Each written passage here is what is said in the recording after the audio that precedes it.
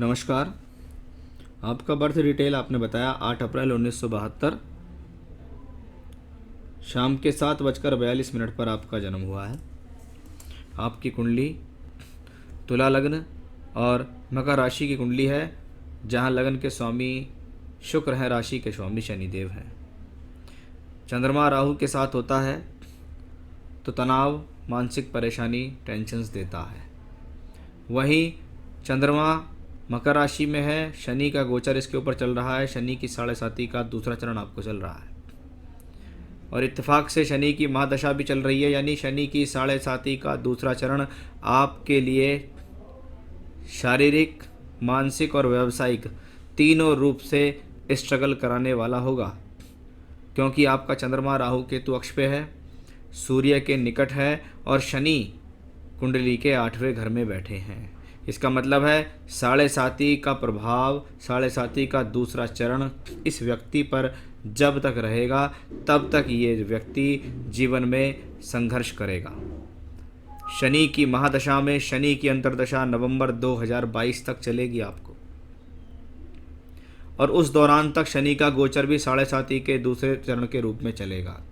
यानी 2022 तक का जो समय है वो आपके जीवन में संघर्ष देने वाला है।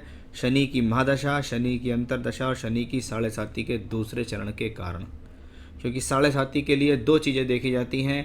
पहला, चंद्रमा राशि से 7.5 देखते हैं, चंद्रमा पीड़ित है। दूसरा, शनि, शनि अष्टम में, और इत्तेफाक से आपको शनि की महादशा, अंतर और 7.5 तीनों एक साथ लगी, इसलिए 7.5 का सेकंड फेस आपके लिए बेटर नहीं।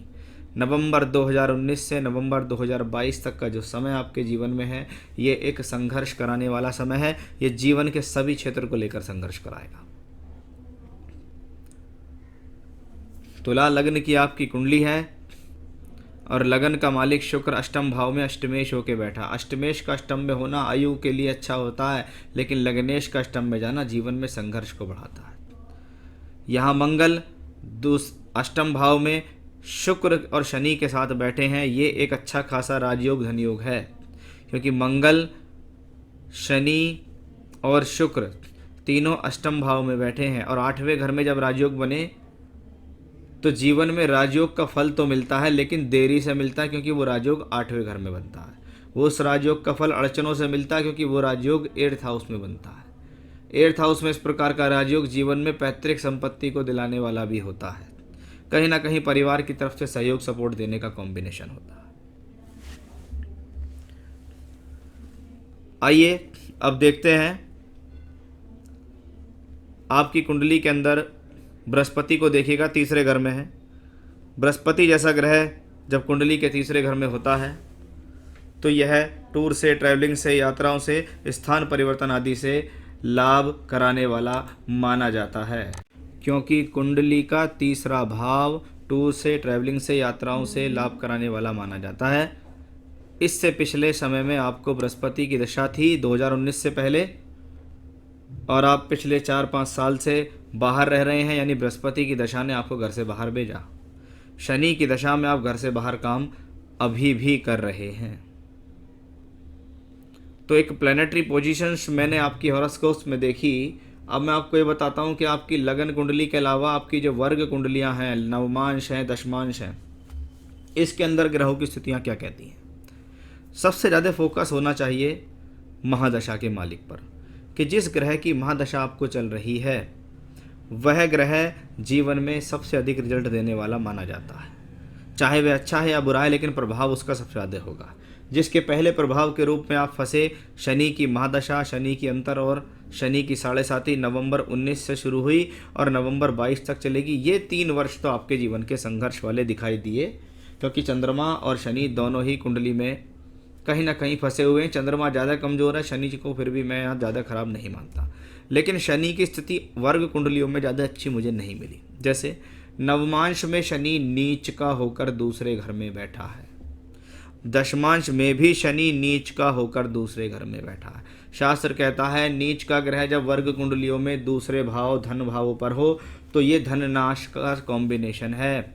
व्यक्ति जीवन में अपनी गलतियों के कारण अपने धन का नुकसान करता है, अपने धन का नाश करता है। धन नाश कब होता है? जब धन होता है तभी तो धन का नाश होता है।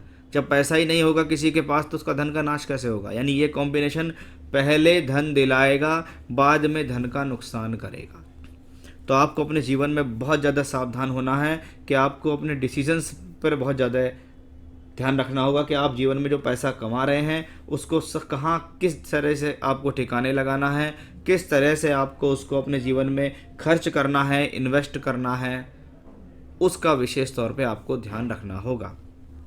क्योंकि नॉर्मली तौर पर शनि कर्म कारक ग्रह, अष्टम भाव में बैठा हुआ शनि प्रोफेशनल लाइफ के लिए स्ट्रगल कराने वाला होता है। ये शनि के समय शनि नीच का हो गया, शनि फिर नीच का हो गया। अब एक ग्रह जो लगन कुंडली में तो अच्छा है लेकिन वर्ग कुंडलियों में नीच का हुआ, इसका मतलब है ग्रह का बल कम हो गया। वो ग्रह लगन कुंडली में तो राजयोग धनयोग में अष्टम में है, मित्र की राशि में है, लेकिन नवमांश दशमांश में ग्रह नीच का हुआ। इसको कहते हैं बहुत अधिक सफलता के पश्चात जीवन में कम प्राप्ति हो रही है, और आगे आपके जीवन में ऐसा भी रहेगा कि जीवन में अधिक सफलता ना मिल पाएगी, या कह सकते हैं बहुत अधिक मेहनत होगी लेकिन उस मेहनत का उतना फल नहीं मिलेगा, क्योंकि ग्रह का बल कम हुआ है। ये एस्ट्रोलॉजी में, ज्योतिष शास्त्र में यही चीज़ें देखी जाती हैं। यहाँ ये नहीं है कि शनि ये कर देगा, शनि वो कर देगा। पहले शनि को देखो, पहले उस प्लेनेट की हालात देखो कि वो प्लेनेट जब वर्ग कुंडलियों में नीच का हो तो अच्छा नहीं होता। शास्त्र कहता है लगन कुंडली के अलावा वर्ग कुंडलियों में ग्रह का बल देखा जाता है, इसीलिए महर्षि पराशर जी ने ये वर्ग कुंडलियाँ बनाई। कुछ उपाय होंगे बता दूंगा आपको मैं, उसके बाद कर लेंगे, लाभ मिल सकता है। अभी क्या है, शनि में शनि नवंबर 22 तक खत्म हो जाएगी, उसके बाद आएगी जीवन में शनि में बुध का समय।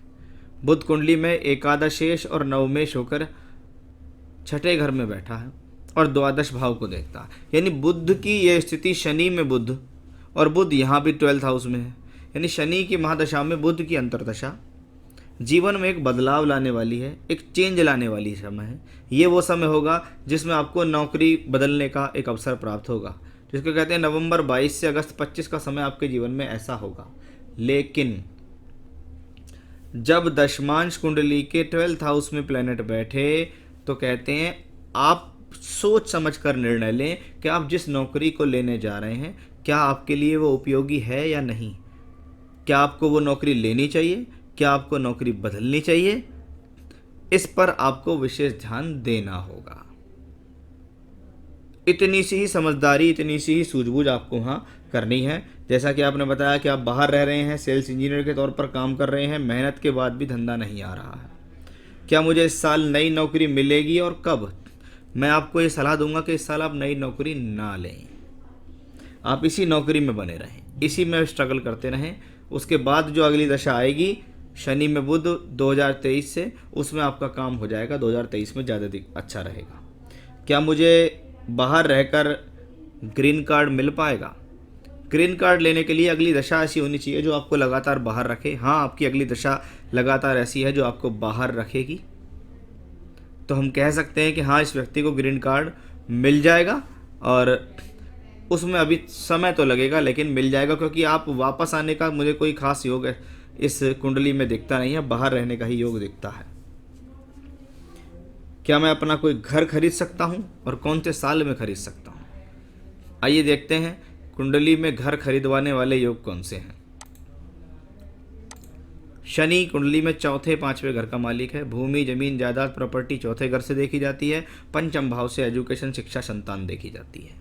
ग्रह बैठा है मंगल और शुक्र के साथ अष्टम भाव में। मैंने आपकी चतुर्थांश कुंडली देखी, चतुर्थांश में शनि ग्रह या शुक्र मंगल के साथ है, यानी शनि के पास वो संयोग है कि या शनि की दशा आपको प्रॉपर्टी दिला सकती है।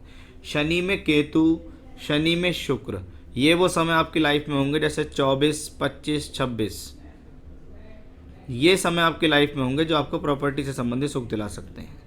अभी कोई दिखता नहीं योग ऐसा, तो अभी आप उसके प्रति जल्दबाजी भी ना करें। मैं यहाँ कब तक काम करने जा रहा हूँ, मेरी नौकरी में कोई समस्या तो नहीं है। देखिए जी, आगे वाला समय आपकी नौकरी के लिए स्ट्रगल भरा है, इसमें कोई डाउट नहीं है। और जिस व्यक्ति को जीवन में संघर्ष करना सीख लिया वो जीवन में आगे बढ़ जाता है। यह सीधा सीधा सा सूत्र है। और कुंडली में अगली दशाएं, जैसा मैंने आपको बताया कि भैया शनि की दशा बिना संघर्ष के नहीं देगी। शनि की दशा अधिक संघर्ष के बाद कम परिणाम देगी, लेकिन देगी अवश्य। कुछ पूजा पाठ में बताने जा रहा हूँ आपको, वो करेंगे तो उनसे आपको लाभ मिलेगा।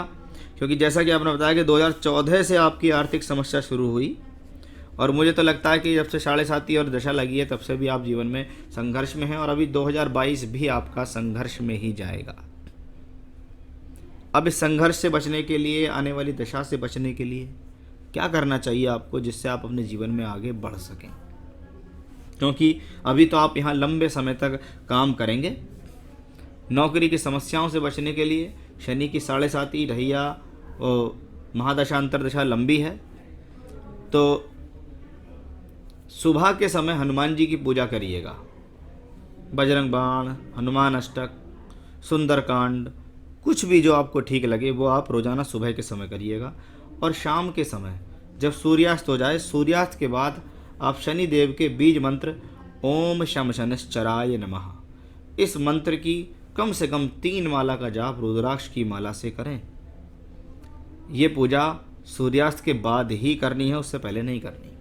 तो सुबह के समय हनुमान जी की पूजा और शाम के समय शनि का बीज मंत्र करने के बाद एक बार हनुमान चालीसा का पाठ अवश्य करें। शनिदेव से प्रार्थना करें कि मेरे काम धंधे को अच्छा कर दें। तो ये कॉम्बिनेशंस, ये योग आपको अपने जीवन में करना है अगर आप अपनी परेशानियों उलझनों से बचना चाहते हैं। क्योंकि पूजा भले ही छोटी है, लेकिन कहते हैं रोज़ाना 1 स्टेप चढ़ते हो तो साल में 365 स्टेप चढ़ जाते हो। रोज़ाना 50 स्टेप चढ़ते हो तो आप 50 × 365 कर सकते हो। तो आप समझिएगा कितना आगे निकल जाओगे। तो ऐसे ही रोज़ाना 3 माला करोगे तो समझिएगा साल में कितनी कर लोगे। रोज़ाना 1 बार बजरंग बाण का पाठ करोगे तो साल में 365 बजरंग बाण के पाठ हो जाएंगे। तो ये स्थिति धीरे धीरे करके आपको मजबूत बनाने वाली होगी। तो ये था आपकी हॉरोस्कोप का एनालिसिस, सवालों के जवाब और उपाय कीजिएगा। हॉरोस्कोप अच्छी है, शनि की दशा में भले ही संघर्ष है, लेकिन संघर्ष करके ही आप अपने जीवन में खुद के बल पर, खुद की मेहनत के बल पर राजयोग धनयोग बनाएंगे। नमस्कार।